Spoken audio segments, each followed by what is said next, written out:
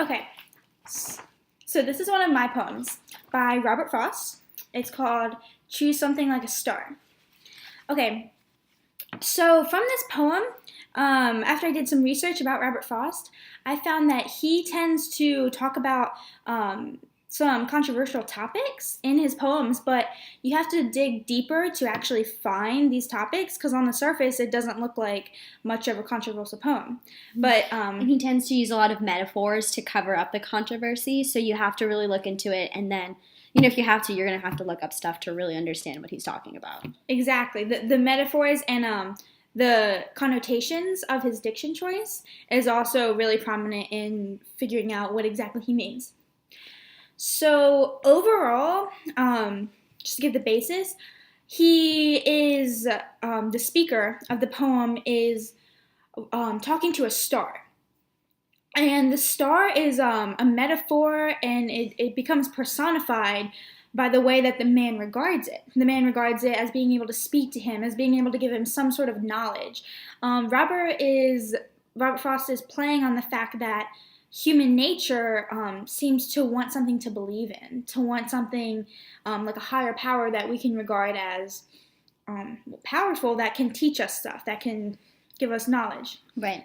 For example, the first line, "O star, the fairest one in sight," just kind of addresses it, particularly as we pointed out before, how before you say a prayer, usually in religion you say, "O Lord," or "God." Mm-hmm. So the fact that he says, "O star," is relevant, and kind of gives you a hint towards religion and how it's based on that.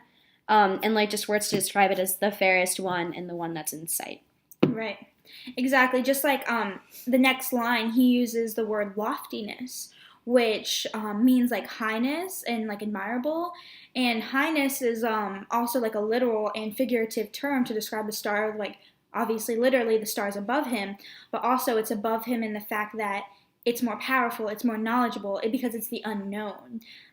We tend to look at the unknown as a mystery, which makes it even more admirable, and he says that in one of his lines. To some obscurity of cloud, and the word obscurity just basically points out what Tristan said about it being a mystery. Right. Another key term is the verbal irony and the paradox he uses between dark and light, as one of the other lines is, "Since dark is what brings out your light." Mm-hmm. Which, some people say, like it's the light of my life, your religion is what you follow. Do you want to come down here? Yes, but to go into more depth on the dark and the light, what I found was interesting is that the play on words yet again, because when we're in a dark place, we tend to look for something to guide us, to give us, advice. Just some guidance. Right, and so the sun is a star, but we don't need the sun when it's daylight and it's all bright. We don't need something to look for. But when it's dark, we look for something to find, and a star fits that perfectly. Mm-hmm. So, and again, just the whole pointing out on guidance is specifically, notified and noticed in the two lines. "Say something to us that we can learn by heart, and when alone, repeat." It's just, finding guidance when you're alone and when you're in the dark. So that's when this is when the tone or even the attitude of the speaker changes from more of admiring the star to almost like a desperate attitude.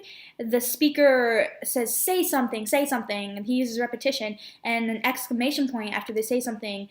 To emphasize the fact that he wants the star to say something. It could be anything, but he wants some sort of knowledge, some sort of guidance from the star, no matter what it be, something to cling to, something to believe in. And what's ironic about this poem is the beginning half is very, based on religion, and it just sends like a lot of just metaphors and a lot of references to it. But halfway through, it turns more into looking for guidance, but with the use of science. Such as the saying, "But say with the degree of heat, talk Fahrenheit, talk centigrade, use language we can comprehend."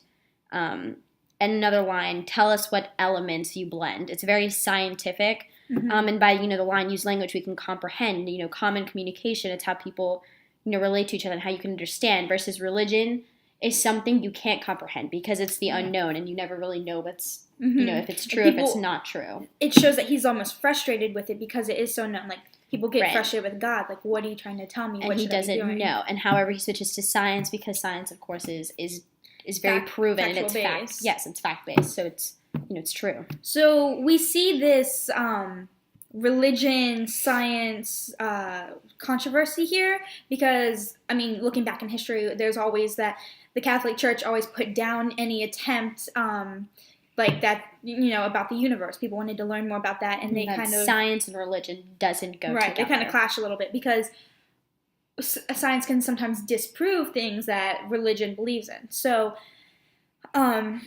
in my opinion, after he talks about the science, it goes down, and he kind of accepts the fact that he will not know everything about the star, and that it won't tell him what elements it's made of, because he says it gives us strangely little aid, but does tell us something in the end. So while he knows that he won't really get any benefit, like what does it help that he knows that stars are made of like hydrogen and things? It won't really help, but he just wants to know for like his self-fulfillment. He makes a reference, Frost makes a reference to Keats' Emmet, which I looked up was a reference to another poet, something Keats, who wrote about a poem about how he had such a great memory, he wanted to store it and keep it away in a constant place. And the star is kind of a metaphor for this because he wants the star to always be there. He wants it to be constant for him, something he can always go back to have, that fulfillment. Right. And then it kind of just goes on towards the end of how she said he kind of, decides, like accepts that with religion you won't ever know. And it just kind of says, so at times the mob sway to carry praise or blame too far. And again, it's just like a reference to whether how good or bad it is. Specifically since, religion has caused so many unknown wars and everything. So it's just, praise or blame. And at the end he says, we may choose something like a star to stay our minds and be on stead. So it's just almost, something calming. It's how people want to believe in something. To be comfortable with that. They want to believe in something. Right. And that's just a term between atheism or being religious. It's that whether you believe that there's something after or if there's not. And people want to believe that there's something to work for later on life. So you can choose a star. Right. And it can just give you peace of mind. And then, like Natalie said, to stay our minds and be stayed. Frost uses play on words there with stay and stayed, because he's saying to stay in our minds, to be content with what we know, and to be stayed, which almost means to be almost like stuck not in the past, but like stuck in your comfortable ways, which I feel like the status quo, basically. Right. I feel like Frost is almost saying that it's actually not a good thing, but it's what people do. People, are more comfortable with just, I don't want to know, I'll just stay this way. Mm-hmm. And that's the whole ignorance is bliss. Exactly. Kind of idea. Yeah, definitely. Okay. So that is choose something like a star. And the overall thing is that it's human nature to want self-fulfillment to seek self-fulfillment from something else, something like a star.